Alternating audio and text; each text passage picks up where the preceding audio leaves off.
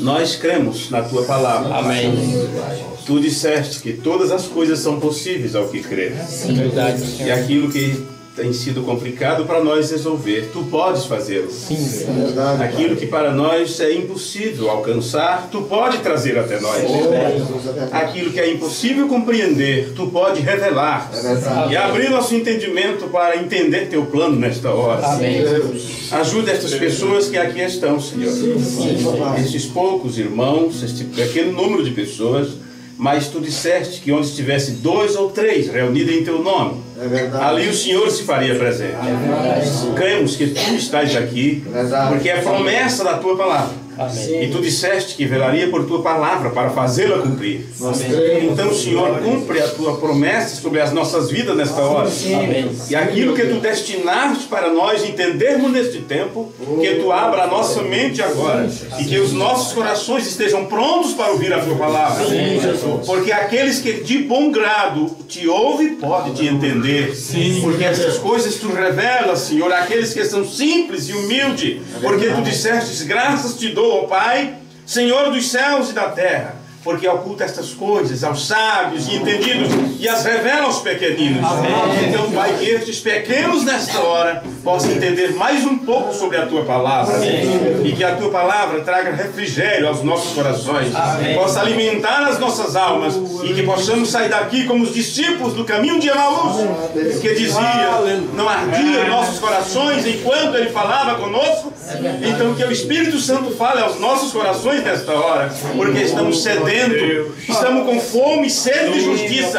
Amém. E Tu disseste que eles serão bem-aventurados, porque serão saciados. Sacia, Senhor, a nossa fome, supre a nossa necessidade espiritual nesta hora, assim como a necessidade natural Tu sempre tens suprido. A comida, o vestimento, o calçado, que não falte também para nós o alimento espiritual que Tu predestinaste para nesse tempo alimentar Teus eleitos. Amém. É no nome de Jesus Cristo que nós pedimos estas bênçãos para a Tua glória. Amém. Amém. Amém. Amém. Podeis sentar, meus amados? Graças a Deus. Obrigado, irmão. Amém. Obrigado. Quantas vezes eu quero ver o irmão cantando somente creio. Essa pregação é muito bonito, muito gostoso. Ok, vamos sentar. Nós não temos muito tempo por causa do horário. Alguns irmãos, eles também têm compromisso, né? Que vão para mais distante.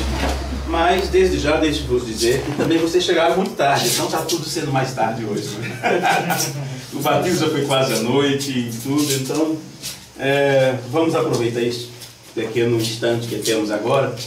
E, claro, tudo se ajeita e Deus está no controle de tudo, né? Algum dos irmãos está aí com suas Bíblias, vocês trouxeram a sua Bíblia, quem trouxe, vamos ler uma parte. Pode ficar sentado mesmo, nós vamos ler a Escritura. E vocês que trouxeram a sua Bíblia, vocês podem abrir em 2 Timóteo, capítulo 3, versículo 13. E como pediu o irmão Elias, vamos fazer um pequeno culto, um pequeno ensino, como fizemos da outra vez que estivemos aqui. Eu vou me sentar junto com vocês. Geralmente o pregador fica de pé, né? Mas deixe ficar sentado como algumas vezes fazemos. E não sentamos só em cadeira, já preguei 7 horas sentado no chão. O Antônio é testemunha, né? Fiquei 7 horas conversando com os irmãos, pregando a palavra, sentado no chão, eles em sofá, cadeiras e tudo. Tivemos um tempo muito abençoado. Eu já contei esse testemunho para alguns irmãos, e o certo é que tinha um moço que era evangelista, né? Evangelizava em sua região, e quando terminamos aquela palestra, que entrou até próximo à meia-noite, eu, fazendo algumas perguntas para eles, eu disse assim: quanto tempo o irmão está no Evangelho? Na verdade, eu queria perguntar assim: quanto tempo você não sabia dessas coisas, né? Mas quando eu disse: quanto tempo você tem de evangélico? Ele começou a chorar e disse: eu estou começando agora. Para mim é a primeira vez. Muitos anos, é pregador e tudo, uma pessoa muito conhecida ali. Mas é assim, tudo tem o seu momento certo de Deus tratar conosco, né? 2 Timóteo capítulo 3, versículo 13, o apóstolo Paulo escreveu assim: os homens, que na sua Bíblia vocês devem estar lendo, mais aos homens, porque esse mais é o complemento do pensamento anterior do apóstolo. Porém, eu quero pegar uma parte mais direta para nós entendermos. Os homens maus e enganadores irão de mal a pior. Vocês já ouviram muito esta expressão: ei, fulano está indo de mal a pior. É uma expressão bíblica, o apóstolo Paulo que a citou. Os homens maus e enganadores irão de mal a pior, enganando e sendo enganados. Tu, porém, permaneces naquilo que aprendeste e de que foste inteirado, sabendo de quem os tens aprendido, e que desde a tua meninice sabes as sagradas escrituras, que podem fazer-te sábio para a salvação pela fé que há em Cristo Jesus. Toda a escritura, ela é o quê? Divinamente inspirada, proveitosa para ensinar, para redarguir, para corrigir, para instruir em justiça, para que o homem de Deus seja perfeito, significa maduro. Porque você nunca conseguirá ser uma pessoa perfeita. Mas Jesus disse: sede perfeito, como o vosso Pai é perfeito. Em Efésios 2, 4, 11 e 12, creio, diz que o quíntuplo de Efésios, 5 ofícios levantados por Deus, que é apóstolos, profetas, evangelistas, pastores e mestres, a missão deles é levar o povo à perfeição, visando o aperfeiçoamento dos santos, né? Dos salvos. Essa palavra perfeito quer dizer maduro, amadurecidos. Eles deixam de ser criança, eles deixam de meninice, de criancice, e alcançam o pleno amadurecimento quanto à justiça, quanto às coisas de Deus. E aqui o apóstolo está mostrando que a Escritura é apta para isto, para te levar ao amadurecimento, para instruir em justiça, para que o homem de Deus seja perfeito e perfeitamente instruído para toda a boa obra. Isto é, segundo Timóteo capítulo 3, versículo 13 ao 17. Juntando essa escritura com o que Paulo escreveu em Filipenses, no capítulo 4, versículo 9, ele diz: essas coisas que vós aprendestes, isso se trata de um aprendizado, viu? O Evangelho é para dar instrução. Do mesmo jeito que você, desde pequeno, você vai para a escola. A diferença, falando assim no sentido bem natural possível, é que nós, quando vamos para a escola, nós passamos mais tempo na escola do que sendo instruído em casa ou instruídos na igreja. Você tem 2 cultos por semana, 3 cultos por semana, para quem frequenta a igreja local, normal, onde tem cultos ali estabelecidos. Você tem 2 ou 3 cultos semanais, falando dos jovens, dos filhos e tudo. E na escola, quantas horas você fica na escola? 4 horas por dia? 5 horas por dia? E agora a ideia é que as crianças fiquem o dia inteiro na escola. E isto parece ser uma boa coisa. Porque os pais podem ir trabalhar e os filhos poderão ficar na escola o dia inteiro. Mas eu vos digo que isso é uma coisa muito ruim, muito complicado. Bom seria se os pais pudessem ter condições de eles mesmos instruir seus filhos. E ainda que a escola fosse em casa, que eles pudessem estudar em casa. Como acontece em muitas famílias nos Estados Unidos, que enfrentaram a lei, enfrentaram a ordem estabelecidas, e eles ganharam o direito de ensinar seus filhos em casa, ou trazer professor ou professora para ensiná-los em casa. Se tivéssemos isso aqui no Brasil, nós temos um movimento também, porém ele não aparece, ele é abafado de todas as formas, para que as crianças estudem em casa, tenham aulas em casa.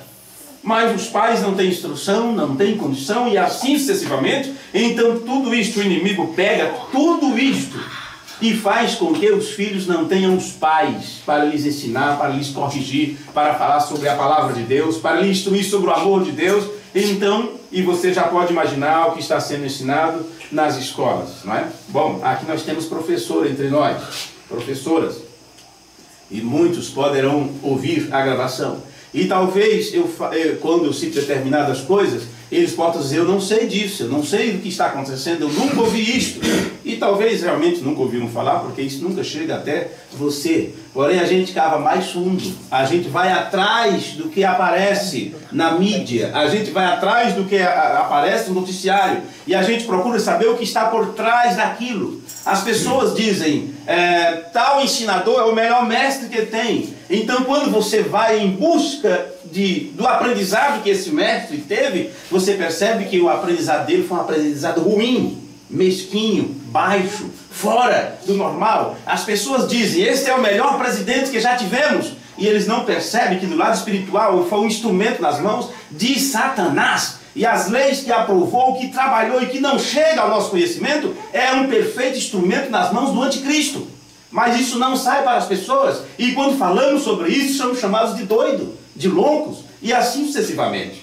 Porém, não quero me ater a este lado. Vamos adiante aqui naquilo que eu gostaria de passar para vocês hoje. De quem você está aprendendo? Quem é teu ensinador? Quem é teu mestre? Quem tem te instruído?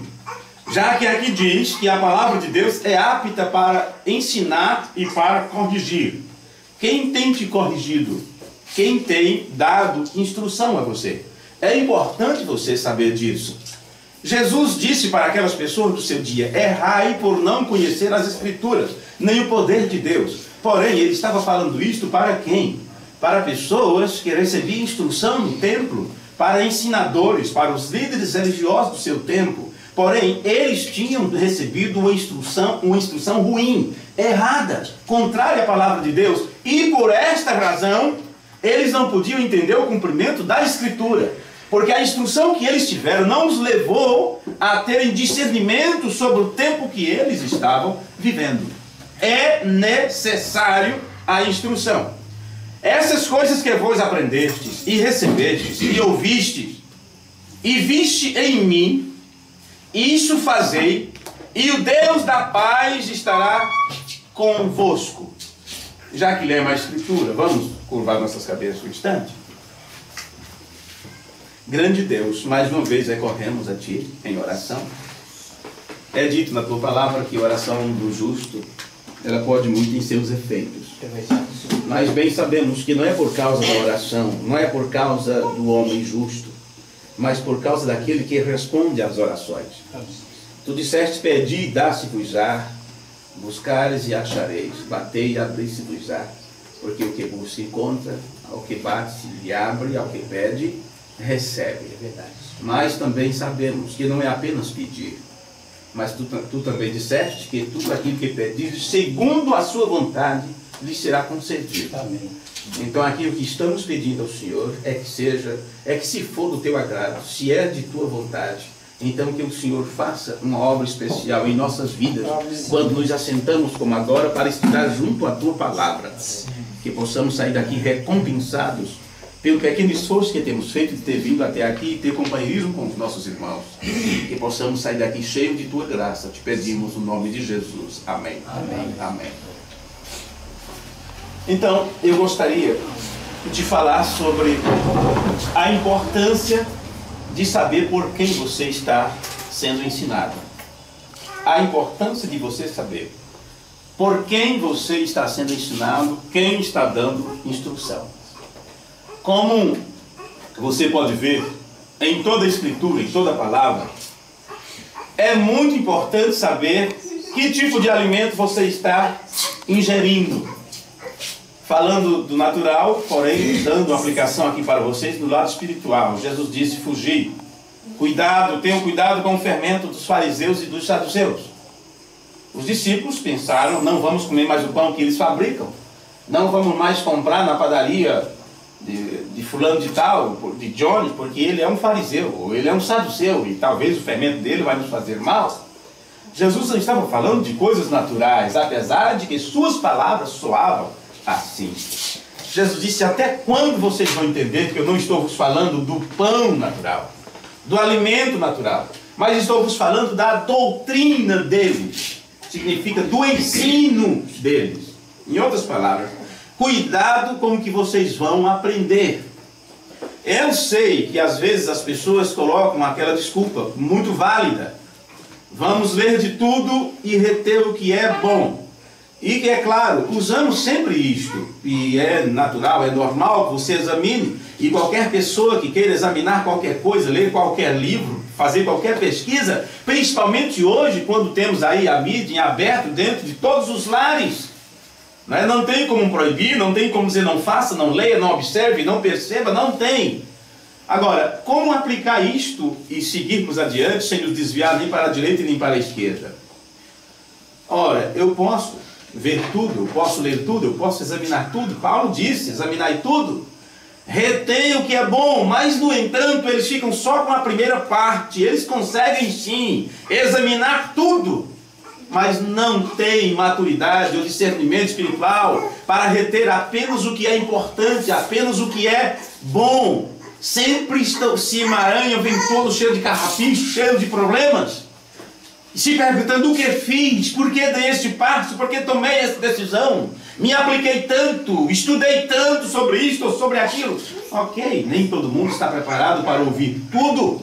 Tem pessoas que acham que já está maduro o suficiente, e não está. Os discípulos passaram 3 anos e meio aprendendo aos pés do Filho de Deus.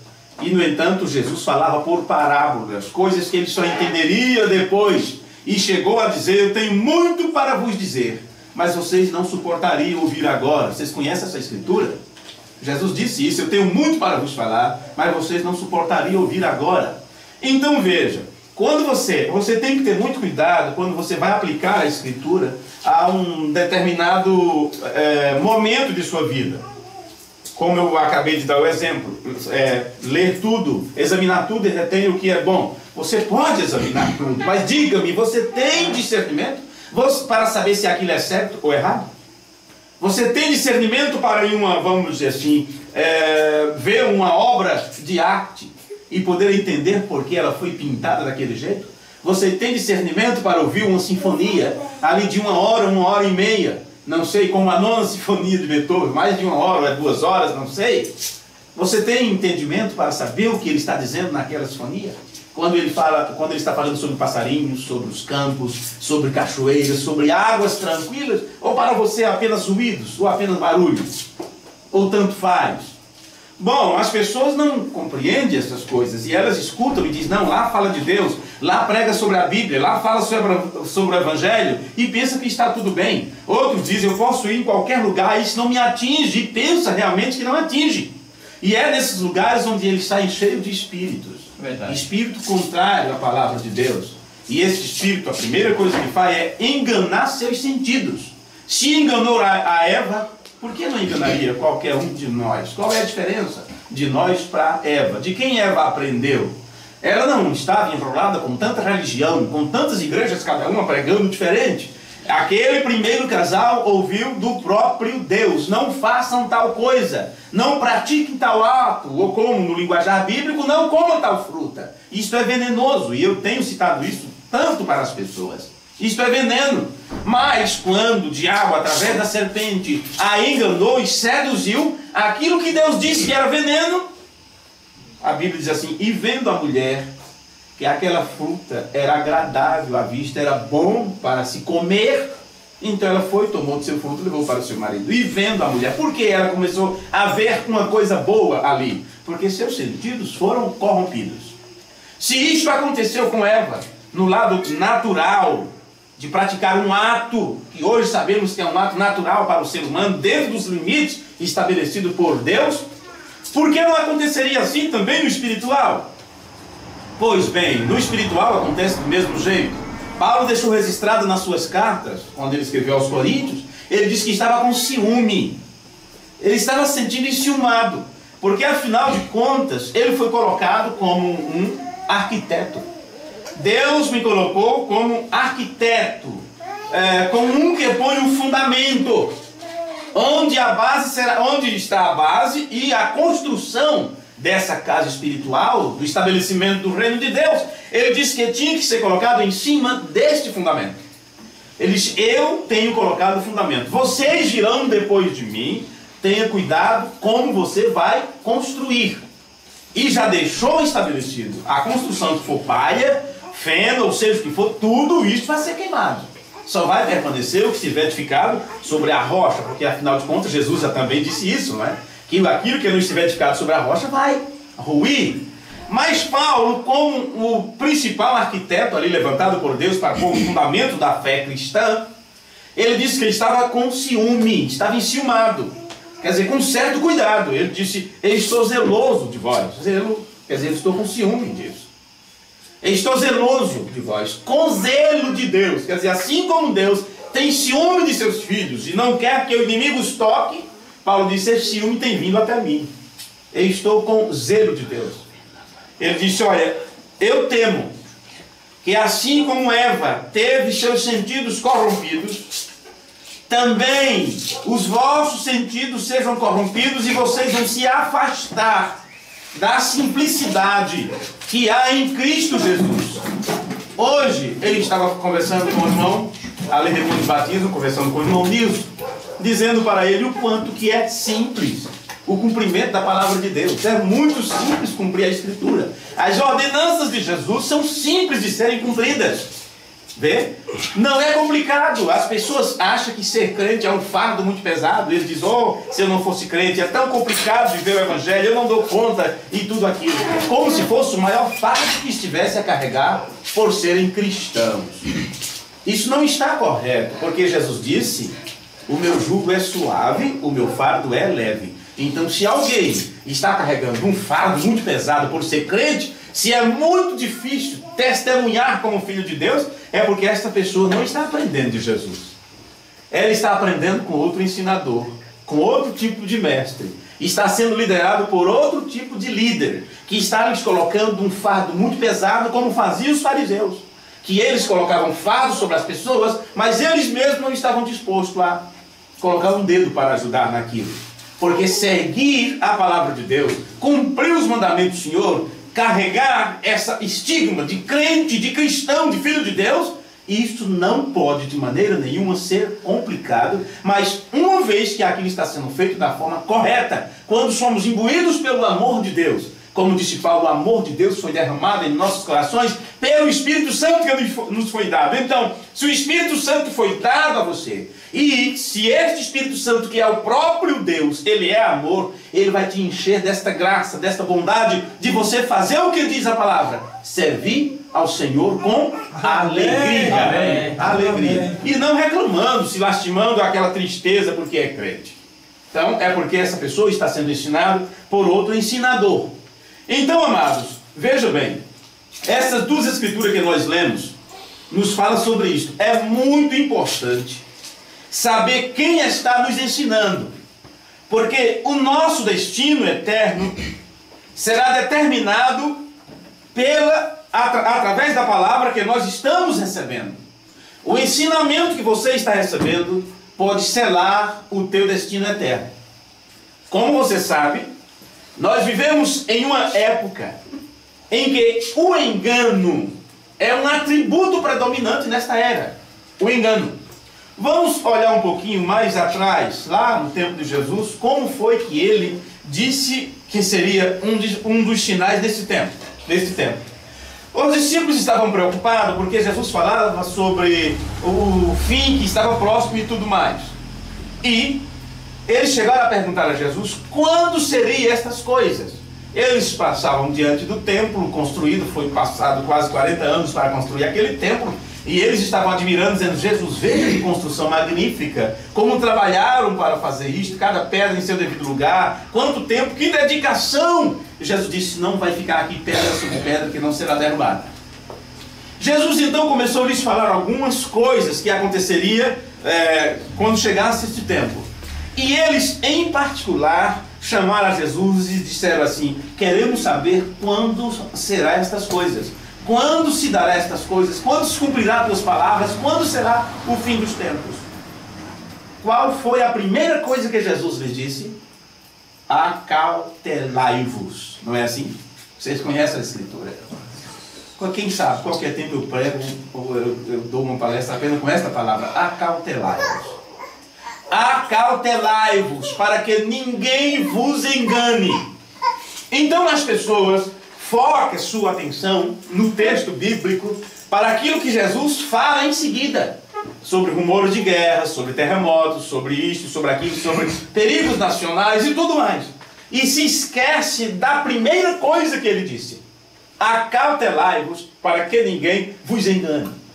Quando você pega as palavras de Jesus e faz um casamento com as palavras de Paulo, quando fala dos últimos dias, ele já não cita terremotos, ele já não cita tsunami, ou guerras, derramamento de sangue, ou pai contra filho, ou filho contra pai. Não. Você entende uma coisa? Que aquilo era um êxodo. Jesus estava tirando eles, como Moisés tirou o povo do Egito. E assim como Josué foi quem estabeleceu o povo na terra, estava agora Jesus, como Moisés, tirando o povo do judaísmo, da falsa religião opressora que escravizava as pessoas, levando eles para a liberdade. Mas Jesus saiu de cena e Paulo foi quem introduziu o povo na palavra do dia, na promessa, no cumprimento da palavra do dia. Então você percebe que Paulo, quando fala dos últimos dias, ele não cita as outras palavras de Jesus. Ele se agarra na primeira coisa, sobre o engano. E ele diz: depois de minha partida virá lobos vorazes que não perdoarão o rebanho, haverá um desviamento geral. Ele fala sobre a apostasia dos últimos dias. Um apóstata é um desviado. O que mais temos neste mundo é apóstatas. São pessoas desviadas, pregadores desviados, igrejas desviadas, religiões desviadas.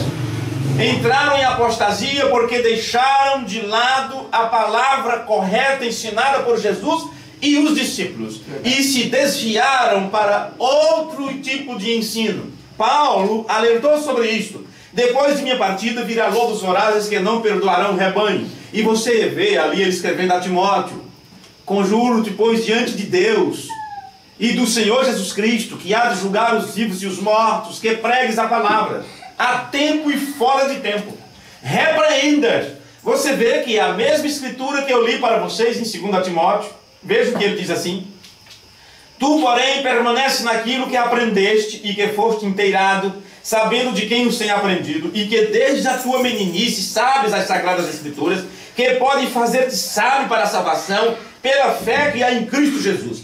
Toda a escritura é divinamente inspirada, proveitosa para ensinar, para redarguir, para corrigir, para instruir em justiça. Como este ensinador, ou mestre, ou seja o que for, tem que fazer esse trabalho? Pelas escrituras, através das escrituras. Porém, aqueles que têm surgido para enganar o povo, eles colocam medo sobre as pessoas e elas vão para a igreja, ou servem a Deus, ou cumprem seu papel como membro, como crente, por medo de ir para o inferno, por medo de o devorador pegar seus bens. Se eu não dizimar, misericórdia. E aí o diabo vem, rasga o saco, a farinha cai toda. E eles fazem com medo, não por amor, não porque o Espírito Santo lhes tocou fazer sua parte como crente, como filho de Deus, como filho de Deus. E se vestem bem é porque a igreja proíbe, e não porque viram pelo Espírito Santo que devem se vestir corretamente.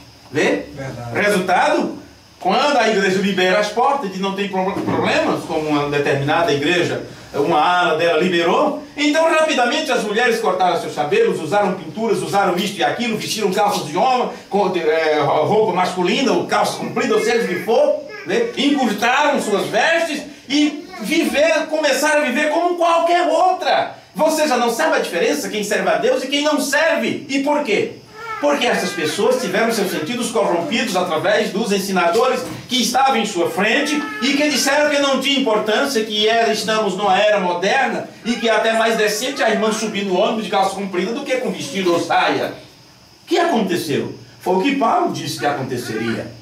Eles não estão instruindo as pessoas através da Escritura. Estão instruindo pela religiosidade as pessoas, ao invés de nascerem de novo da água e do Espírito, estão recebendo um falso novo nascimento por um espírito religioso. Verdade. Simplesmente isso. Aí então Paulo disse, citando as palavras que ele disse a Timóteo: repreenda, redargue-os com toda a longanimidade e ensino, que é doutrina. Já podemos entender que isso tinha que ser feito pelas Escrituras, levando as pessoas a ter a Bíblia Sagrada como regra de fé, como a palavra de Deus para você, para nós, não algo histórico, que foi só para aquele tempo, para o passado, mas algo presente, real, para os nossos dias.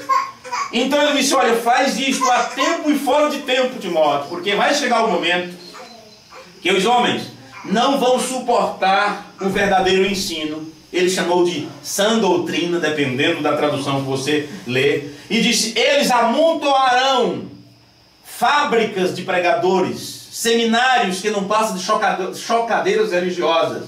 Sim, fábricas de pregadores.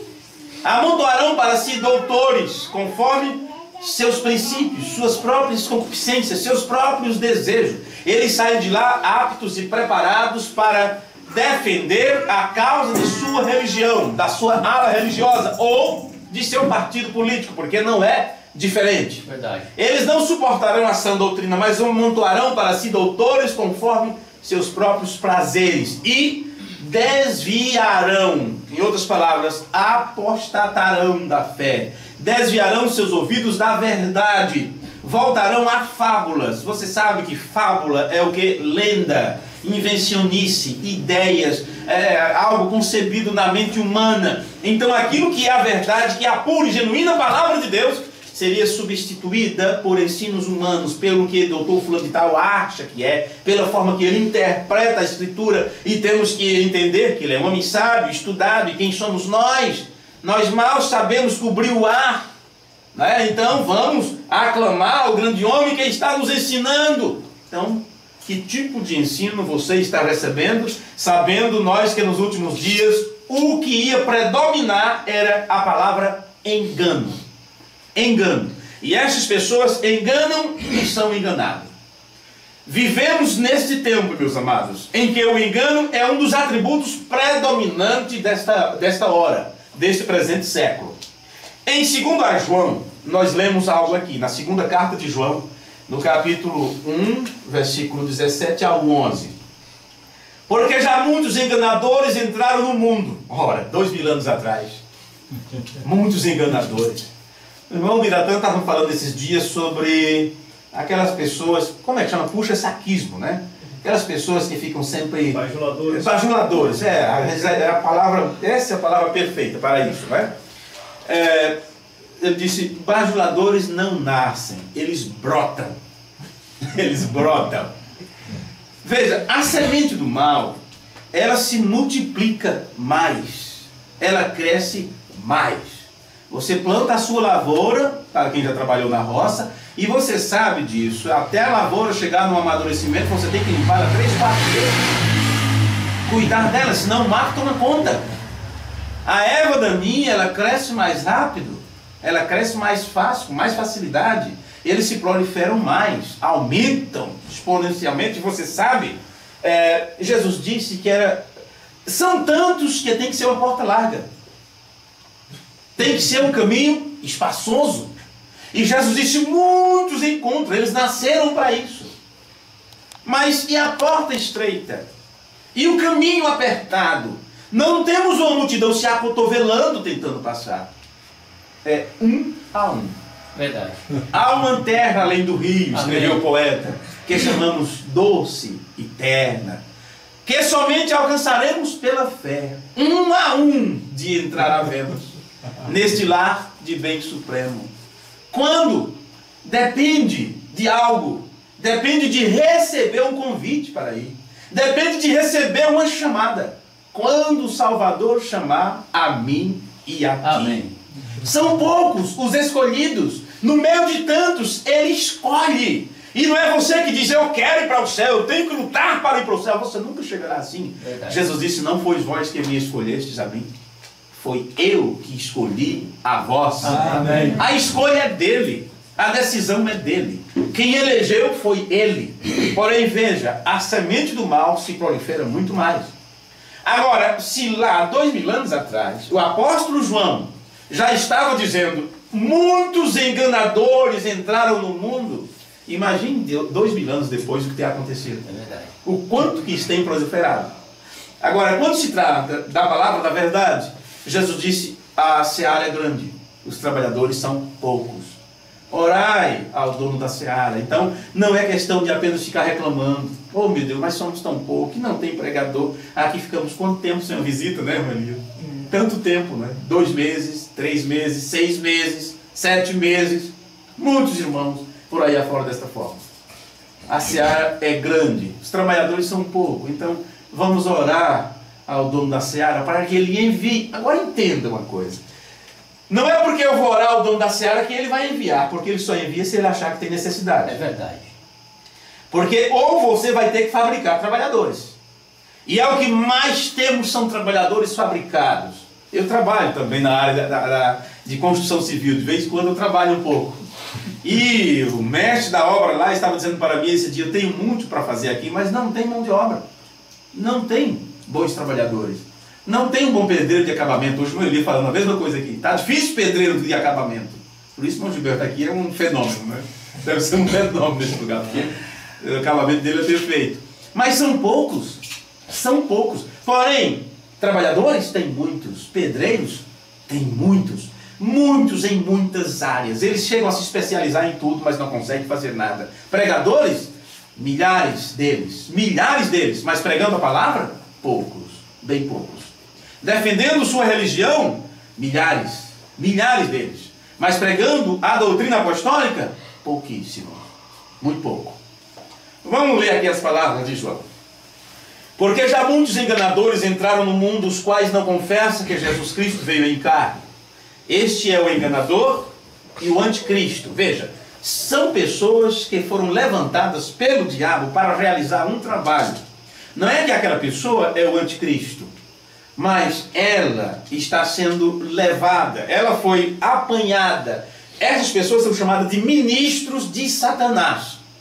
Um que ministra, um que ensina. São pregadores, são profetas. Sim, porque pregar é profetizar. Veja, porém, eles têm uma antipalavra. Eles têm um anti-evangelho. Eles pregam um Jesus diferenciado, moldado segundo o conceito da religião a qual ele pertence. Ele ensina sobre um Deus fabricado em suas concepções, em seus estudos teológicos e doutrinários. Eles falam sobre um Espírito Santo limitado. Eles pregam um Deus que não é capaz de salvar seus filhos. Há pontos que eles acham que tem que fazer um trabalho para salvar as pessoas, ou para ganhar o Brasil para Cristo, ou para dizer, meu Deus, quantas almas estão morrendo sem Deus, temos que fazer alguma coisa. Nós não temos que fazer nada. A Bíblia diz: Deus conhece aqueles que são seus. Nenhum filho de Deus se perde, porque Deus sabe a hora certa de ir até esta pessoa. Deus sabe a hora certa de levantar quem Ele quer levantar e derrubar quem é para derrubar. Nós não temos que fazer nada a não ser nos colocar à disposição dEle. Amém. Se algo tem que ser feito através de mim e de você, que seja Deus fazendo. Porque se for o homem fazendo, cairemos no mesmo erro que todos eles têm caído de tentar fazer alguma coisa por Deus. E esses que tentam, morrem. Porque tentar segurar a arca é pedir para morrer. É suicídio. É suicídio tentar ajudar a Deus fazer alguma coisa. Ele sabe como fazer. Bom, olhai por vós mesmos, para que não percamos o que temos ganho. Então aqui não é o momento de você olhar para o lado, olhar para o vizinho, olhar para familiares, para a esposa, filhos, parentes, amigos, colegas de trabalho. Estar preocupado com a situação dos outros. Nós temos que estar preocupados com a nossa própria situação. Não poderemos ajudar os outros se não ajudarmos a nós mesmos em primeiro lugar. Não adianta o avião entrar em pane, os instrumentos, alguém pode escapar se ganhar o mar, se conseguir um pouso forçado, mas aí vem a despressurização e tudo mais, e você não vai poder ajudar alguém se você não ajudar a si mesmo. Por isso é dito: coloque primeiro a máscara em você, e depois na criança que está. Mas meu filhinho, meu filho! Primeiro você. Coloque a máscara do oxigênio primeiro em você. Dê-nos boa respirada do fôlego que sai do próprio Deus. Sabe o fôlego de Deus? E fez Deus o homem, a sua imagem o criou, e soprou sobre ele o fôlego da vida. Jesus fez a mesma coisa, soprou sobre os discípulos e disse: recebereis o Espírito Santo. Você tem que tomar primeiro esse fôlego do oxigênio santo, primeiro cuidar da sua própria saúde espiritual, do seu bem-estar espiritual diante de Deus. Aí você pode ser uma ajuda para as outras pessoas. Porque quando você faz isso e toma um remédio para se livrar de toda mazela do mundo, de toda doença natural e espiritual, e você fica imunizado, então as pessoas poderão olhar para você e ler a palavra de Deus através dos teus atos, de tua vida. Você se torna não só um livro de capa preta lá no estante, você se torna a palavra de Deus vivente, andando em dois pés, e as pessoas olham as tuas atitudes e dizem: aquele homem, aquela mulher, aquela moça é diferente. Automaticamente desperta nesta pessoa ou uma repulsa para rejeitar a palavra de Deus, porque nem todos nasceram para aceitar, só os que são predestinados por Deus para aceitar. Alguém vai ter aquilo como uma disparidade, vai começar a te perseguir, te criticar, mas tem outros que vai se envergonhar dos seus próprios atos, e mesmo sem você ter pregado com palavras, mas por ter pregado o sermão com sua vida, esta pessoa poderá encontrar a verdade por causa do teu testemunho. Sim, senhores, é verdade. Porque não adianta você pregar um sermão, você tem que viver um sermão. Isso é o que vai compensar, é o que conta diante de Deus. Então, olhai por vós mesmo, para que não percamos o que temos ganho. Antes recebamos o inteiro galardão. Todo aquele que prevarica e não persevera na doutrina de Cristo não tem a Deus. Se nós lemos 2 escrituras ou 3 antes, onde falamos sobre o engano que viria nos últimos tempos, entenda que aqueles que prevaricam são aqueles que se desviam, ou aqueles que se apostatam da fé, ou já não defendem a verdade 100%, porque 99% da verdade ainda é reino de Satanás. Oh, mas é 1% só de erro que tem. Não importa, esse 1% de erro é fermento, e o fermento ele costuma levedar toda a massa. É verdade. Eu preguei sobre isto no tabernáculo em Córdoba, na Argentina. Desenhamos uma pizza na parede. Acho que esse vídeo está na internet. Pregamos sobre mantenedor e sustentador. Esse foi o tema. E desenhamos uma pizza, não é? Algo redondo, cheio de traços, não é? E digamos que todos esses traços aqui são a verdade. Porém, um desse aqui, uma nesguinha dessa, uma pequena fatia dessa pizza, é erro, é mentira. Oh, a igreja fala que Jesus salva, que Jesus batiza com o Espírito Santo, que Jesus leva para o céu, tudo isso é certo. Que Jesus perdoa, que Deus é amor, tudo, está tudo correto. Porém, 1% de erro que está ali naquele ensino é o suficiente. Não pense que os 99% de verdade vai tirar o 1% de erro fora. Não é assim que acontece. O 1% de erro vai ganhar vida. Aqueles 99% de verdade darão apoio, sustentação àquele 1% de mentira. Será o suficiente para quebrar toda a cadeia do DNA da vida. Tudo. Logo o corpo estará todo enfermo por causa de 1%. Porque as pessoas seguirão crendo que estão corretas, crendo que estão na vontade de Deus, mas Deus não pode ser 99%, Deus tem que ser 100%. Se não for 100% a pureza da Escritura, Deus não pode estar ali, assinando embaixo. Deus só assina embaixo daquilo que é a sua própria palavra. Ele não vai cumprir o que eu falo, o que você fala, o que você promete. Ele não vai cumprir o que esses bandos de profetadores, né? Porque não são profetas, eles dão profetadas, não profecia. Eis, meu servo, Deus está contigo. Eis, meu servo, Deus tem uma grande obra para ti. E eis isto, eis aquilo. Isto é emocionalismo, é mexer com a mente das pessoas. Isso é sugestionar as pessoas. Sim, pode ter certeza disso. Quer saber de uma profecia? Quer ver o que é profecia?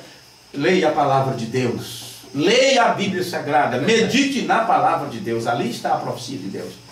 Não fique enganado, mas Deus usou um vaso tal e ele diz tal coisa. Eu creio que Deus fala e ele usa pessoas. Sim, pode usar qualquer um de nós. Ele usou até a jumenta de Balaão para falar alguma coisa. Sim, mas você não pode estar apegado nisto. Você não pode estar apegado em coisa secundária. Mas a coisa primária através da qual Deus fala conosco é através de sua palavra. Amém. Não importa a profecia, não importa o sonho, não importa o que for. Tem que combinar com a Escritura ou não é a palavra de Deus. Amém. Todo aquele que prevarica, quer dizer, que sai fora dos limites e não persevera, não mantém na pureza, não tem a Deus. Já pensou alguém que não tem Deus? Ele tem que ter outra coisa, não é? Já pensou uma igreja que não tem Deus? Já pensou um ensinamento que Deus não está por trás daquilo? Pois bem, os prevaricadores saiu fora do limite estabelecido por Deus, não tem Deus. Eu creio, eu sei que alguns irmãos aqui sabem o significado desta palavra tem, mas talvez alguns dos colegas, os amados que estão conosco hoje, talvez quem vai ouvir esta gravação, não saibam, não ouviu isso ainda. Por que João disse não tem a Deus? Esta palavra tem, que você encontra na Escritura, na segunda carta de João, ela foi traduzida da palavra grega, exo. E o significado literal desta palavra é fazer eco a. Fazer eco de. Então o que João está dizendo é uma pessoa que sai fora do limite. Falamos hoje, quando ministramos o batismo, sobre a questão das três ordenanças, né? Batismo, Santa Ceia e lava-pé. As três coisas principais que Jesus disse, se você não fizer, não tem parte comigo. As igrejas fazem tudo ao contrário. Tudo ao contrário. Então essas pessoas não têm Deus. E agora você vai entender melhor por que isto. Porque o apóstolo João foi tão incisivo nessas coisas. A palavra tem foi traduzida da palavra grega exo. Como transliterando para o nosso português, eco. Fazer eco. Ecoar. E um eco, você sabe, você sobe em cima da montanha. Eu já subi, tive a oportunidade, cansativo, mas já fui. Em cima desse monte, de lá você grita, e o seu grito vai até o outro morro e volta. Reverbera. Principalmente onde você tem uma montanha que faz isso, a voz vai lá e volta. Aí, digamos que você está em cima de uma montanha e grita. E você grita, amor! E aquilo vai lá e volta. Ódio, ódio, ódio, ódio. Você grita, paz! E o eco lá faz guerra, guerra, guerra. Como pode? Ecoar quer dizer repetir a mesma coisa. É verdade. Falar o mesmo que. Ecoar a. Então, se você tem 99% de Bíblia, se a igreja tem 99% da verdade, ela não pode ecoar a Deus. Porque em um ponto, Deus fala uma coisa e ela fala outra. Verdade. Se você tem na Escritura Deus dizendo, este, se referindo a Jesus, é o meu filho amado. Aí o eco que você escuta nas pregações de alguém que diz que está repetindo Deus, diz: este é o próprio Deus. O eco está errado. Não está dizendo o que Deus disse. Se Jesus disse: ide, fazer discípulo de todas as nações. Discípulo é seguidor, aprendiz. Mas eu não posso fazer meu discípulo. Eu não posso fazer de alguém meu discípulo. Não. Porque só tem um que é mestre. Somente o mestre pode ter aprendiz. Somente o mestre pode ter discípulo. E eu não sou mestre. Apesar de que Deus levanta homens com o ofício de mestre. Mas o homem não é mestre. Mestre é o ofício do Espírito Santo que está naquele homem. Verdade. Poderíamos dizer que nenhum homem é pastor. Pastor é um ofício dado por Deus. É um ofício do próprio Deus. O Senhor é o meu pastor. Só Ele pode ser teu pastor. Por isso eu gosto quando me chamam de irmão. Irmão. Porque nos igualamos. Nos igualamos. Jesus chegou a dizer: a ninguém chameis de mestre. Há um só mestre. Somente este mestre pode ter discípulos e seguidores. Eu não posso sair pelo mundo, seja eu um pregador, ou apenas um ouvinte da palavra, ou um que testemunha da palavra, eu não posso fazer seguidores. Alguém para me seguir. Nós estamos aqui dizendo: olha, se você quiser me seguir, entenda uma coisa: estou procurando seguir as pisadas de Cristo. Foi o que Paulo disse: sede meus imitadores. Por que, Paulo? Oh, eu sou imitador de Paulo, eu sou de Paulo. As pessoas não entendem as palavras das Escrituras. Elas nem leem as entrelinhas, nem conseguem entender o literal sentido das palavras. Paulo disse: eu estou imitando a Cristo. Eu estou imitando a Cristo. Mas não me siga dizendo eu sou de Paulo. Você vê que eu estou juntando duas escrituras aqui? Não diga eu sou de Paulo, eu sou de Cefas, eu sou de Apolo, porque Cristo não está dividido. Então a ordem dada aos discípulos é que eles andassem pelo mundo procurando alguém que também desejasse seguir a Cristo. E eles, assim como Cristo foi o principal exemplo, aqueles que aprenderam de Cristo servissem também de exemplos para os outros, porque eu sou o mais próximo de vocês. Aqueles que aprenderam com os apóstolos eram os mais próximos deles. Eles não estavam com Jesus.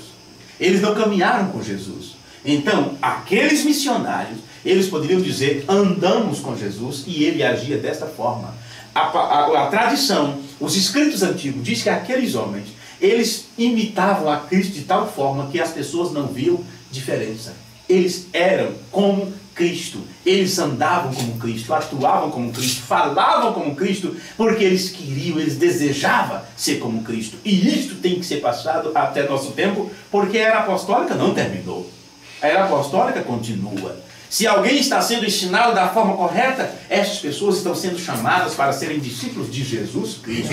E esses têm que dar eco às palavras de Jesus, tal como ele fez, tal como ele disse, porque ele falou a palavra de Deus. Então veja, todo aquele que prevarica, sai dos limites da doutrina, ele não tem a Deus. Quer dizer, não está dizendo o que Deus disse. Em outras palavras, está chamando Deus de mentiroso. Deus diz uma coisa e ele diz outra. Ele diz diferente, ele quebra um pouquinho a coisa, fala um pouquinho diferente para as pessoas. Mas quem persevera na doutrina de Cristo, doutrina é ensino, viu? Quem persevera na doutrina de Cristo, este tem, agora você entende, este está fazendo eco. Este tem tanto ao Pai como ao Filho. O que significa? Deus deu a palavra para seu Filho, porque isso é uma questão de seguimento. Deus é um Deus de continuidade. Deus deu a palavra para seu Filho. Jesus disse: o que eu vos digo, eu aprendi de quem? Do meu Pai. Isso é Bíblia. Se trata de um aprendizado, não é uma descoberta que Jesus teve, como Buda, Maomé. Ele ficou debaixo de uma árvore lá, passou tanto dia em meditação e recebeu a revelação. Não é desta forma. Não é desta forma, não é assim. É algo direto. Um profeta, ele não tem que ficar lá em tantos dias esperando, vou ver se Deus me revela. Deus mostra, o profeta está conversando com você. E enquanto ele conversa contigo, se abre a sua mente, uma parte de sua mente, se abre outra visão. Ele fala com você e ao mesmo tempo Deus está mostrando o teu passado e o teu futuro. Ele fala o que você fez no passado e diz para você o que vai acontecer no futuro. Deus trata diretamente assim. Jesus, ele aprendeu diretamente de seu pai. Ele disse: o que eu vos falo, eu aprendi do meu pai. Em outras palavras, ele estava apenas ecoando, fazendo eco às palavras de seu pai. Na oração de Jesus, em João capítulo 17, eu gosto, aquilo é amável demais as palavras de Jesus, onde ele mostra que se consagrava, que cuidava, que se prendia de certas coisas por amor a eles, fazia aquilo por amor aos seus seguidores, porque aqueles seguidores eram ouvintes das palavras do Pai. Jesus sabia a importância da palavra de Deus, ele sabia a importância de dar cumprimento às palavras de Deus, e quando ele viu aquelas pessoas que estavam dispostas a servir também, a serem discípulas, seguidoras e aprendizes da palavra do Deus Todo-Poderoso, a quem Jesus prestava homenagem, rendia louvor, honra e glória, Jesus disse: eu faço tudo por ele, e assim cumprirei tua vontade. É assim que no jardim do Getsemane, quando ele, como um homem que era, ele disse: se possível, passa de mim este cálice. Mas o plano todo estava diante dele, e ele sabia que sem ele levar aquilo adiante, eu e você estaria perdido, não haveria reconciliação, não haveria nenhum acordo, a nossa dívida jamais poderíamos pagar. Então ele diz: faça-se a tua vontade, não a minha. Mas o que Jesus fez todo o tempo? Transmitiu as palavras do seu papai. Eu estou dizendo papai, e desse jeito mesmo, papai. Por isso que Paulo diz: quando você recebe esse espírito de adoção, você tem Deus como seu papai. Veja que intimidade. Abba, Pai. Ele nos deu esse espírito de adoção pelo qual clamamos: Abba, Pai. É muita intimidade chamar Deus de papai. Veja, o que Jesus fez, ele disse: a doutrina não é minha, é do Pai, eu aprendi dele. Então o que Jesus fazia? Ecoava as palavras de Deus. O que ele ouviu de Deus, ele transmitia. Jesus, o que estás falando? Eu estou falando a palavra de Deus. Ele disse: eu não posso fazer nada sem que o Pai me mostre.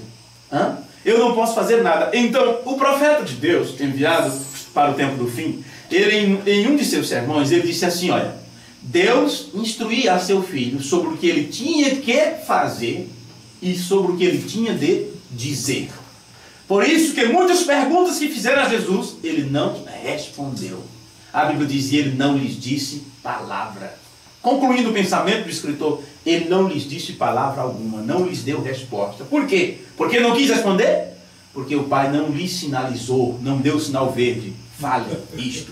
Se o Pai disse para ele ficar quieto, ele ficou quieto. Mas quando chegou o momento de falar, ele dizia: diga para aquela raposa. Vocês lembram quando ele mandou esse recado para Herodes, né? Herodes. Diga para aquela raposa. E vê como são as coisas? Porque o Pai disse: fale desse jeito. Agora, aqueles que permanecem na doutrina, no ensino de Cristo, João disse: esse tem tanto ao Pai como ao Filho. Quer dizer, estará fazendo eco às palavras de Deus, estará fazendo eco às palavras de Jesus. E ele diz: se alguém vier ter convosco, veja isto, e não traz esta doutrina, não traz este ensino, se alguém vier ensinar a você, porque o nosso tema é: quem está te ensinando? Quem está ensinando a você? Então deixe-me pegar as palavras de João e traduzir da forma mais simples possível para a nossa realidade hoje. Deixe-me ler como está na Escritura. Se alguém vem ter convosco e não traz esta doutrina, não o recebais em casa, nem tampouco o saudeis, porque quem o sauda tem parte nas suas más obras. Vamos traduzir isto melhor para nós? Vamos aplicar isso à nossa realidade hoje. Não importa quem seja. É claro que as horas já começamos na hora de terminar. A verdade é esta, né? Então, claro que aquilo que eu gostaria de falar, eu tenho que cortar por aqui. Mas observe uma coisa. Senão chegaríamos em pontos aqui bem complicados para entendermos e quem sabe até aceitarmos. Se alguém vem ter convosco e não traz essa doutrina, não traz este ensino, qual é nosso tema? Cuidado com o engano e observe de quem você está aprendendo. Se alguém vai ensinar a você, se você está sob os pés de um ensinador, que não faz do jeito que Jesus fez, que não cita as palavras de Deus da forma que Deus disse, que não leva adiante a mesma doutrina apostólica como eles trouxeram. Isso significa que esta pessoa não está fazendo eco a Deus, não está fazendo eco ao seu filho, não está fazendo eco aos principais que aprenderam aos pés de Jesus e foi dada a ordem de ir por todo mundo, levar isto para toda criatura. Então, se você está aprendendo sobre alguém, abaixo de alguém, que não faz eco à palavra da Escritura, que não prega como os apóstolos, que não batiza como os apóstolos, que não traz a mesma doutrina apostólica, então, meu amigo, não tenha nenhum medo, nenhum temor de dizer: eu não posso ter comunhão com você, eu não posso ter comunhão contigo. Somos amigos, irmãos. Puxa, até os traficantes chamam ele de irmão. E aí, mano? Sim. Os mafiosos, as grandes instituições, grandes no sentido de, as grandes instituições criminosas tratam a outro como irmão e se defendem como irmão. Eles desmataram um dos nossos irmãos, vamos dar o troco, e assim sucessivamente. Se é questão de irmãos, todos se tratam assim. Ora, você não deve ter inimizade com ninguém. Se alguém é declaradamente o teu inimigo, que diz a palavra de Deus, ore pelos que vos maltratam e vos perseguem, orai pelos vossos inimigos. Porque orar pelos amigos é fácil de fazer. Verdade. Jesus te leva um pouquinho a mais, faça um esforço a mais. Ore pelos vossos inimigos, orai pelos que vos maltratam e vos perseguem. Não, eu vou orar pelo irmão fulano, que ele é tão bonzinho, está numa necessidade. Ô Senhor, tem misericórdia, tu sabe, aquele do homem, tu sabe. Ok. E aquele que te atingiu duramente, aquele que matou um membro de tua família, aquele que te feriu, aquela pessoa que te magoou, que te traiu, que te deixou na lona, que te enganou, que te roubou. Você deseja o mal para essa pessoa? Apenas quer o troco? Ou que a mão de Deus pese sobre tua cabeça? A noiva não pede por vingança. A noiva de Jesus Cristo, ela pede por misericórdia. É verdade. Se nós não estivermos neste patamar, não somos dignos de ser chamados de cristãos, porque cristão é ser como Cristo. E Jesus na cruz olhava para seus algozes, chamando de impostor, chamando de príncipe dos demônios, veja bem, chamando o Filho de Deus do próprio Satanás. E Jesus dizendo: Pai, perdoa-os, eles não sabem o que fazem. Essas pessoas não sabem por que agem dessa forma. Eles foram enganados. Eles pensam que estão fazendo alguma coisa boa, mas não estão. Será muito tarde quando eles descobrirem que durante todo o tempo estavam no exército de Satanás. Mas você sabe o que é estar do lado de Deus, o que é ser do exército de Deus. Então você tem que agir desta forma. Porém, isto falando como humano, homens e mulheres que estão aqui para ser como Jesus, não fazer acepção de pessoas, tratar todos da melhor forma possível. Porque você nunca sabe, você não sabe quem é o Filho de Deus ou quem é descendência da serpente. E para isso Jesus disse: não julgueis, porque para você não ser julgado. Paulo disse: julgue cada um a si mesmo. Julgue cada um a si mesmo. Não o próximo. Não importa quem é aquela pessoa, o que ela fez ou o que ela faz. Ore por ela. Se não pode falar algo bom dela, então cale-se, não fale nada, não deturpe, não mate a imagem, não mate a influência, porque aquele que para você hoje é o filho do diabo, ele pode ser o filho de Deus, só que não se manifestou ainda. É verdade. Alguém que rejeita hoje, diz: não creio, isso é tudo bobagem. Não esquente a cabeça, ore por ela, apenas isso. Ore por esta pessoa, a tenha em seu coração, rodeie esta pessoa com o amor que Deus colocou no teu coração, porque amanhã ou depois pode ser teu companheiro de batalha, de jornada, ou mesmo teu companheiro de cela. Vai saber? Lembra de Paulo e Silas na prisão? Louvando a Deus. Vai que esta pessoa que hoje você diz é um maligno, um servidor do diabo, amanhã ou depois pode estar na prisão contigo louvando a Deus, esperando anjos vir arrebentar as prisões, sejam elas do natural ou prisões espirituais. Como você vai saber disso?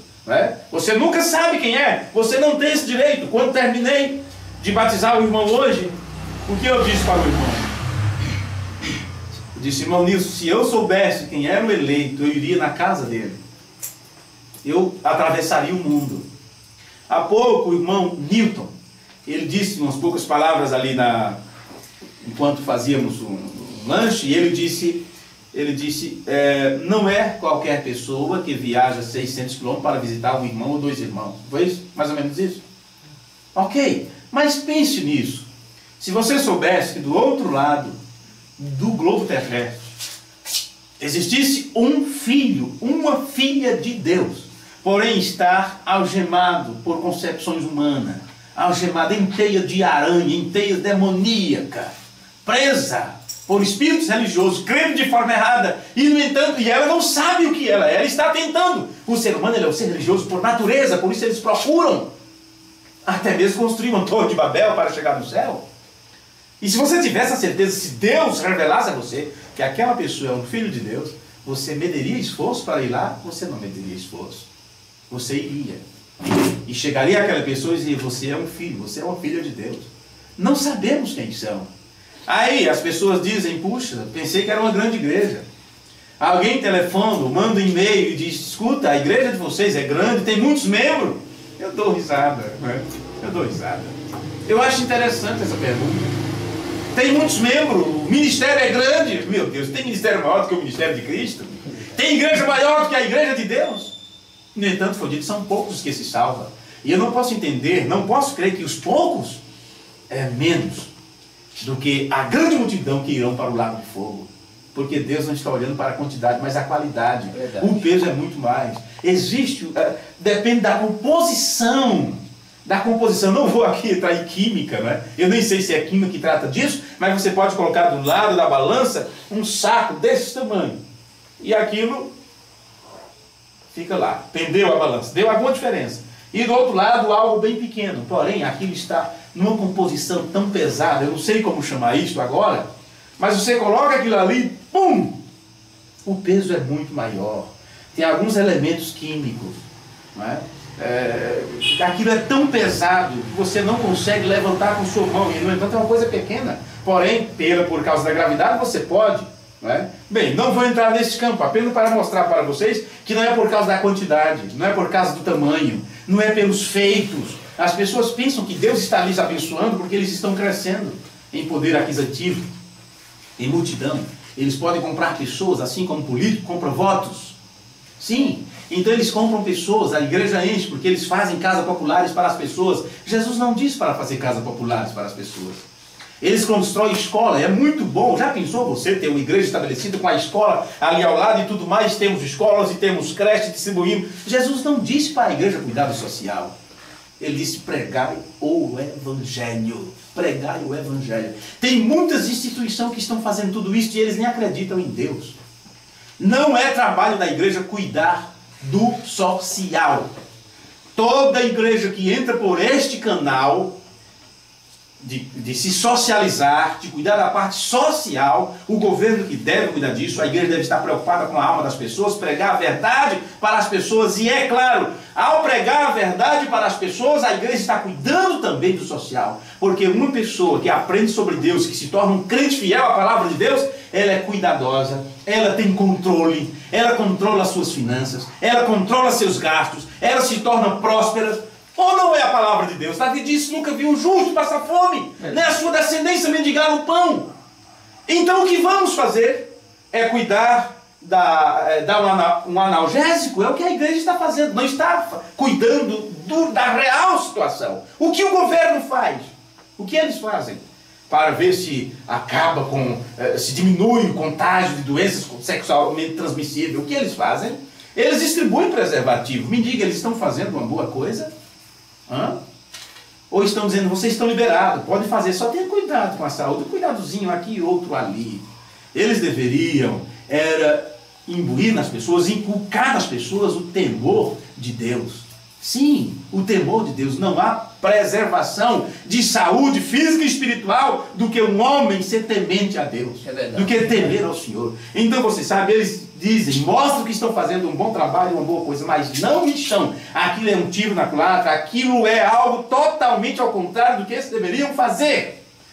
A mesma coisa poderíamos falar sobre distribuição de rendas, sobre cesta isto, sobre aquilo, mas nós não vamos entrar nesse tema. Isso teria que ser outra palestra, né, sobre isso. Mas vocês poderiam dizer, meu Deus, eu nunca entendi por este lado.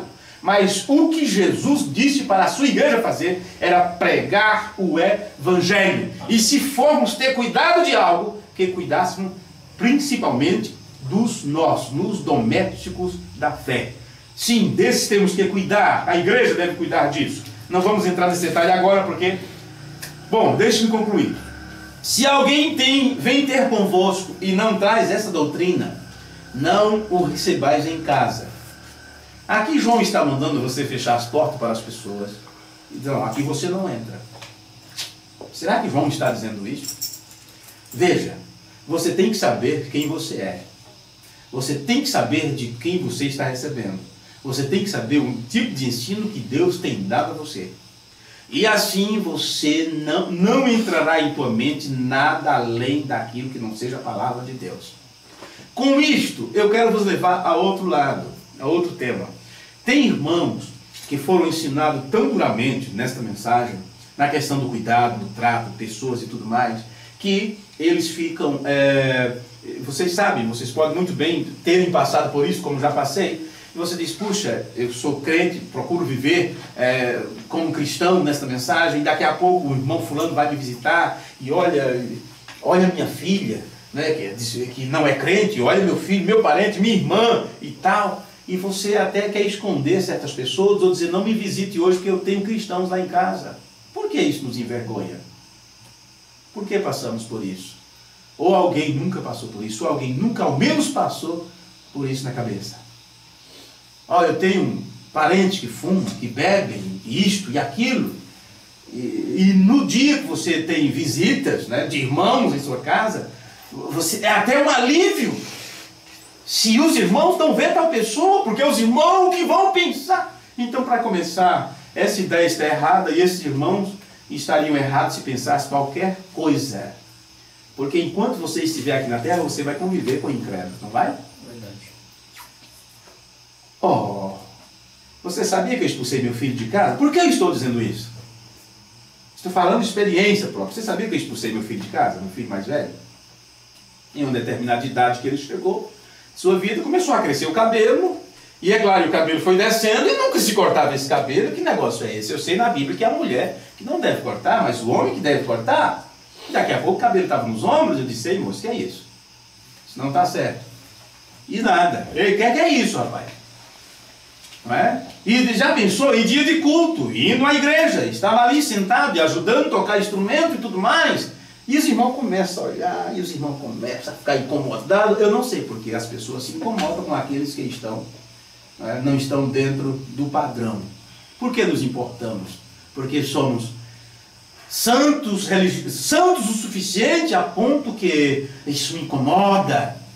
Ou somos fariseus e dizemos, tu sabes, né, Senhor, que eu não sou como fulano, olha como ele está. Graças te dou, Pai, porque eu tenho conseguido, meus filhos têm conseguido, são tudo santinho, minhas filhas, esposas, estão tudo na mensagem, estão tudo na linha. Mas misericórdia, olha o que aconteceu com o filho de fulano. Não seja fariseu a este ponto. Então, você faz determinadas coisas mais pelas pessoas, tentando agradar as pessoas. E chegou o momento que eu fui duro e disse, então você escolhe. Ou você corta esse cabelo, ou você sai da minha casa. E ele saiu de casa. O que eu fiz com isso? Mas cumpri a palavra. Não, eu fui um idiota. Da forma mais direta possível. Eu não tinha que me importar com os irmãos. Eu não tinha que me importar com a igreja se abaixo da minha casa. Não, senhor, ele é meu filho. Eu tenho que conviver com ele enquanto seja ele isto, seja ele aquilo. Verdade. Mas eu não suporto ele dentro da minha casa porque...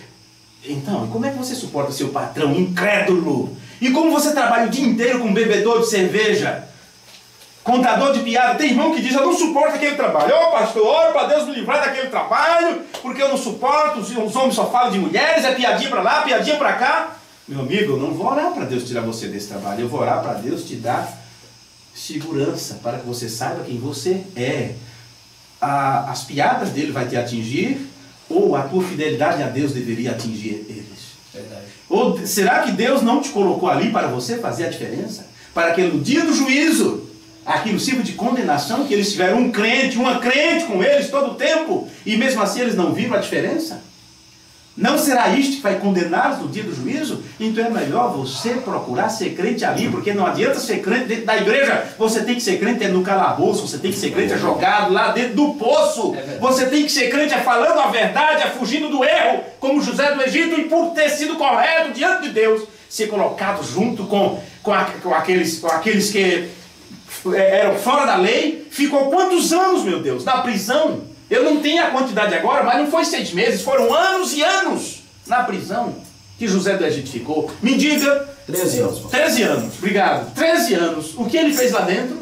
Ele continuou sendo um profeta do Senhor. Ele continuou pregando a palavra, ele continuou revelando sonhos, recebendo direto de Deus. Mas esse tipo de crente é contaminado porque um irmão, uma pessoa de casa é desviado, ou alguém não é crente, ou o vizinho, ou isto ou aquilo. Que tipo de crente estamos sendo? Então você percebe que muitas vezes somos movidos por um espírito religioso, por uma religiosidade, ou com temor das pessoas, com o que as pessoas pensam. Tememos mais o que as pessoas pensam do que o que Deus pensa. O que Deus pensa sobre nós, o que Ele exige sobre nós. Porque se formos fazer a separação, hoje teremos um grande problema. E Jesus disse, você não tem que fazer separação. Ora, você não sabe quem é joio ou quem é trigo, mas mesmo se tal pessoa fosse joio, você não poderia fazer nada, porque disse, deixai-o até o final. Não tem que separar, não tem que arrancar. Tem pessoas que dizem, eu não convivo mais com a minha esposa, porque ela não é crente. Eu não convivo mais com o marido. Ou será que não é uma desculpa querendo trocar de esposa? Querendo trocar de esposo? Porque Paulo diz, se consentem viver junto, é incrédulo, não crê, mas consente estar junto. Então, meu amigo, leve isto adiante. Segue em frente. Segue em frente. Por que será que estamos falando isto? Eu não sou de me desviar do tema. Para isso eu uso a anotação para não sair do tema. Mas também nós não podemos ficar presos a um tema quando o Espírito Santo quer falar alguma coisa. É verdade. O Senhor Jesus falou em João 17, o Senhor está montando, ele disse, não os peço que tire do mundo, mas livre do mal. Vê? É isto que tem que fazer. Eu conheço pessoas que dizem, olha, aquele serviço não dá para mim, eu não posso servir a Deus ali. E onde é que você vai servir a Deus? Dentro de sua casa? Muito fácil, né? Ser crente dentro de casa, ser crente na igreja, eu quero ver quando sair fora. É lá fora você tem que mostrar que é crente. Você tem que mostrar que é crente é quando você está sozinho, lá no mundo. É onde você vai mostrar se você é sincero ou não, você é fiel ou não. Ah, eu sou fiel, estou perto da minha esposa, não posso olhar nem para o lado. Isso não é ser fiel. Ser fiel é quando você está sozinho no mundo, é quando passa 15 dias fora de casa, 1 mês fora de casa, quando tem que viajar, ou quando está doente no hospital. Ou seja, é nessas horas que você tem que mostrar que é fiel. E assim sucessivamente. Agora, e Deus? E a fidelidade sobre Deus? Meus amigos, voltando ao tema para fazermos aqui uma conclusão. Qualquer ensinador, qualquer um que te visita e... Puxa, mas é a minha casa. Nós podemos aplicar isso apenas na sua casa? Qualquer lugar que você for, estenda para o mundo, para qualquer contato que tenha. O que essas pessoas têm para te ensinar, se esta pessoa não fizer eco à palavra de Deus, não escute. Não compartilhe com elas suas ideias, de maneira nenhuma. Mesmo que você viva bem com elas, como você tem que conviver bem até com seus inimigos, mas, no entanto, não tenha nada a ver com as suas más obras. O que é pior, que vem, que pode te atingir, é o que essas pessoas têm para te ensinar.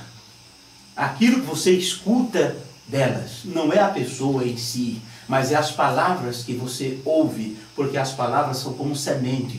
As palavras são semente que se aloja em tua mente. Portanto, se esta pessoa não tem o ensino de Cristo, não escute, não dê ouvido. Não significa que você vai fechar os ouvidos para não ouvir. Significa que não pode de maneira nenhuma ficar alojado em tua mente o que ela fala. Eu escuto qualquer pessoa. Eu disse agora há pouco, como você pode examinar tudo e ter o que é bem se você não tem discernimento para isso? Eu acredito que Deus tem me dado esta capacidade de ler qualquer coisa, de escutar qualquer pessoa, ou de ir em qualquer ambiente, de conversar com qualquer homem, com qualquer mulher, de ouvir qualquer fato, e aquilo não atingir a minha centralização, de me descentralizar do lugar onde Deus tem me colocado. Eu posso ler qualquer livro, mas eu não aconselho as pessoas a ler qualquer livro. Eu posso fazer qualquer pesquisa, mas eu não aconselho determinadas pessoas a fazer as mesmas pesquisas, porque elas podem chegar a uma conclusão muito complicada, porque elas vão lendo, vão estudando, vão ouvindo, vão aprendendo, vão visitando, vão indo, e daqui a pouco elas não sabem mais quem são. Elas não sabem mais quem está lhe ensinando. Elas perdem o rumo. A bússola começa a ficar doida. Né? Ficar doida. Já não direciona mais norte nem sul. Porque, afinal de contas, nem todo mundo nasceu para dirigir. Né? Nem todo mundo nasceu para liderar. Agora, todos que dirigem têm que ser dirigidos. Todos que lideram tiveram que ser liderados. Todos que ensinam tiveram que aprender. Mas nem todos que aprendem podem ensinar.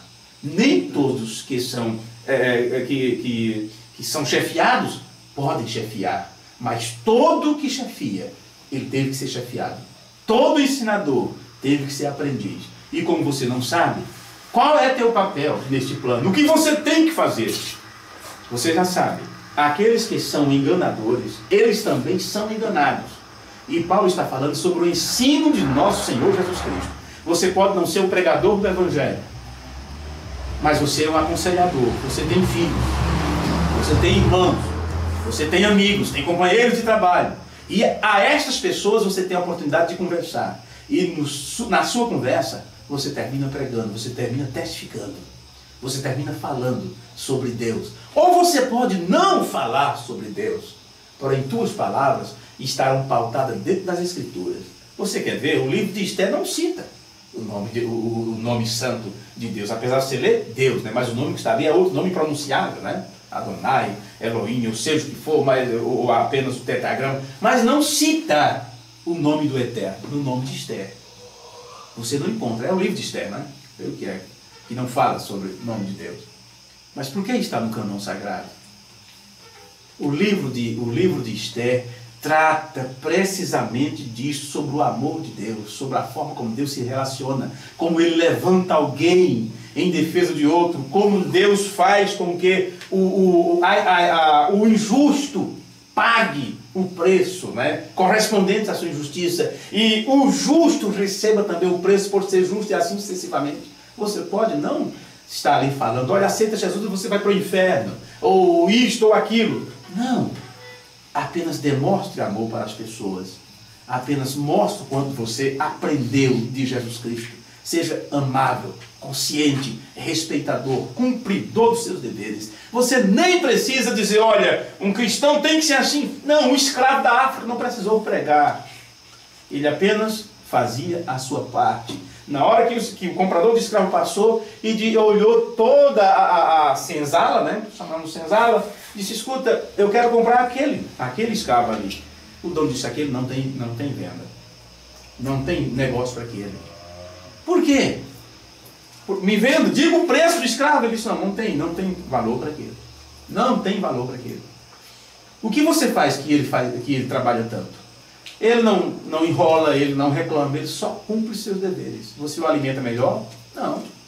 Ele tem uma casinha separada? Não, ele come junto com os outros. Jogado no chão lá com os outros, dorme junto com os outros. E por que ele é diferente? Quando os outros estão tristes, aquela coisa, reclamando, ele está de peito erguido, fronte erguida, trabalhando sem reclamar, um semblante de satisfação, mesmo sendo escravo. Qual é a história dele? O dono da fazenda disse, o problema é que na terra dele, o seu pai é o rei. O seu pai é o rei. E mesmo estando como escravo, ele foi vendido, né, pego no laço, mesmo sendo um escravo em terra estranha, ele tem essa postura, ele age como o filho de um rei. Essa é a diferença. É o que devemos ser. Estamos longe da nossa casa. Somos extraterrestres, a verdade é essa. Não somos daqui. Deus construiu isso para nós. Nosso lar, a terra é nossa casa. É como uma ilha paradisíaca que Deus fez para nós. Isso é tão bonito, isso é tão lindo. Viaje por aí afora e veja que lugares maravilhosos. Mesmo corrompido pelo pecado, imagine como era o Éden. Deus fez isso para o nosso deleite. E estávamos em Deus, somos atributos de Deus. Não somos daqui. Mas Deus construiu este pequeno ponto, nesse espaço insondável, como um lugar de deleite para nós. Tanto é que na nova terra, vamos dizer assim, é aqui. Vamos morar aqui. Oh, nós vamos viver no céu eternamente. Não, senhores. Iremos para lá para uma festa, festejar. Regressaremos para aqui, será purificado, voltará a ser o Éden, porque isto é nosso. Então por que vamos reclamar disso? Por que estaremos reclamando? Por que de cabeça baixa? Estou longe do meu lar e outros tomaram conta. Somos aqui como alguém se apossou do que é nosso, mas nem por isso vamos baixar a cabeça. Vamos com altivez mostrar: sou filho de Deus, eu sou possuidor de tudo, eu sou filho do Deus Todo-Poderoso. Chegará um momento que Ele nos tirará daqui um tempinho. Filhos, é o seguinte, a turma aí bagunçou tudo e eu tenho o poder de renovar tudo. Vai haver uma renovação. E o que acontecerá? Deus nos tirará desta terra, ela entrará num período de purificação, de santificação, e somente os justos herdarão a terra, os mansos, porque enquanto estiver aqui não esbravejaram, não discutiram. Deus não discute tampouco seus filhos. E Jesus disse: bem-aventurado o quê? Os mansos, porque eles herdarão a terra. Por isso o Espírito Santo é o símbolo dele, a pomba, né? Paz, shalom, paz. É isso que temos que ter, a paz de nosso Senhor Jesus Cristo. Porque, para começar, o exército de Cristo vence sem precisar derramar sangue. Porque a luta não é contra a carne e o sangue, é contra o espírito. E como você mata um espírito? Você mata um espírito fechando o seu corpo para que não entre. Não, você não tem peito aberto para qualquer coisa.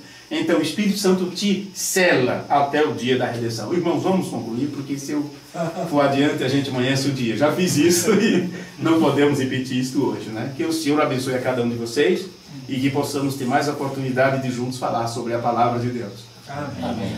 Quero dizer de coração que a qualquer momento posso sentar como vocês estão sentados para ouvir qualquer um de vocês. Qualquer um de vocês que tenha uma palavra a dar, uma mensagem a transmitir, um recado a trazer, que esteja disposto a isso e queira fazer isso, tem um recado para a igreja, eu quero também me sentar para ouvir qualquer um de vocês. Porque se vocês aprendem, então vocês têm também como falar alguma coisa. Amém. Amém? Graças a Deus os abençoe. Vamos então nos colocar de pé e orarmos e assim concluímos esta parte. Eu só trouxe 14 páginas de anotações. 14 páginas de anotações, estou na metade da segunda. Então teria muito assunto, né? Grande Deus, é no nome de Jesus Cristo que nós te agradecemos nesta hora pela tua misericórdia estendida a cada um de nós. Obrigado por este momento. Obrigado por estas pessoas que aqui estão nesse lugar simples, humilde, nesse clima quente. Mas, Pai, o que nós desejamos é que o Senhor tome conta de nós sempre, sempre. Como diz a tua palavra, se o Senhor é o nosso pastor, então nada faltará a nós. Porque o Senhor nos conduz a pasto verdejante. O Senhor nos leva mansamente às águas tranquilas. E isto sacia a nossa sede. E eu só posso entender que essas águas tranquilas são as águas do rio da vida, que flui do trono de Deus e do Cordeiro. E isso não é outra coisa, a não ser a tua palavra que é destilada diante de nós, que é derramada sobre nós, como disse no livro de Deuteronômio, que assim como o orvalho cai pela madrugada sobre a terra, que a tua doutrina seja derramada sobre nós.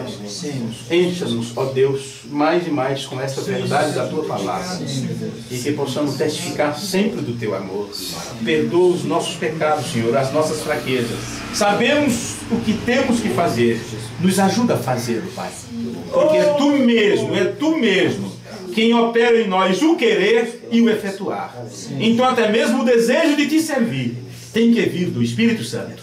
O desejo de fazer boas coisas tem que vir do Senhor. O desejo de te adorar é o Senhor que coloca esse desejo em nós, porque assim é o Senhor na batalha. E tu disseste: nesta peleja não tereis que pelejar, apenas olhai, ficai de pé e verás a recompensa do Senhor. Então temos que sair de frente e deixar o Senhor trabalhar através de nós. Ajuda meus irmãos e minhas irmãs que estiveram neste momento. Se houver um amanhã, que possamos, ó Deus, mais uma vez estar juntos para falar sobre a tua palavra. Leva os nossos irmãos de volta em sua viagem, que eles sejam, ó Deus, acompanhados pelos teus anjos. Bem sabemos que os anjos do Senhor acampam ao redor daqueles que te temem. Então significa que nem todo mundo tem um anjo para lhe proteger. Mas aqueles que te temem, aqueles que têm o temor do Senhor no coração, o Senhor então envia exércitos angelicais para proteger os ataques do adversário. Então sabemos que se algo acontecer a nós, que não seja do nosso agrado, porque o Senhor permitiu que fosse assim. Porque de alguma forma nós temos que sair deste mundo, temos que sair daqui, temos que sofrer algumas consequências. Quando Jó estava em sofrimento, não era porque o Senhor deixou de protegê-lo ou deixou de amá-lo, mas porque o Senhor estava em luta com o diabo e queria mostrar para ele um ponto: que mesmo o Senhor permitindo que teus filhos sofram, significa que estes filhos manterão sua fidelidade ao Senhor. Mesmo que cheguemos a perder, diremos: Deus deu, que o Senhor o tomou. Bendito seja o seu santo nome. Então, com essa convicção em nossos corações, entendemos de uma vez por todas que Tu estás no controle das nossas vidas. Tu estás no controle da nossa existência. Te agradecemos por isto, Pai, no nome de Jesus Cristo. Amém. Amém. Que a beleza de Cristo se veja em mim, toda sua admirável pureza e amor. Vem tu, chama divina, teu ser refina, que a beleza de Cristo se veja em mim. Vamos dizer todos juntos: Pai nosso que estás no céu, santificado seja teu nome. Venha a nós o teu reino. Seja feita a tua vontade, assim na terra como no céu. O pão nosso de cada dia nos dai hoje, e perdoa as nossas dívidas, assim como nós perdoamos aos nossos devedores. E não nos deixe cair em tentação, mas livra-nos do mal, porque o teu é o reino, o poder e a glória para sempre. Amém. Abençoe um ao outro e até a próxima oportunidade, se o Senhor nos permitir. Deus nos abençoe.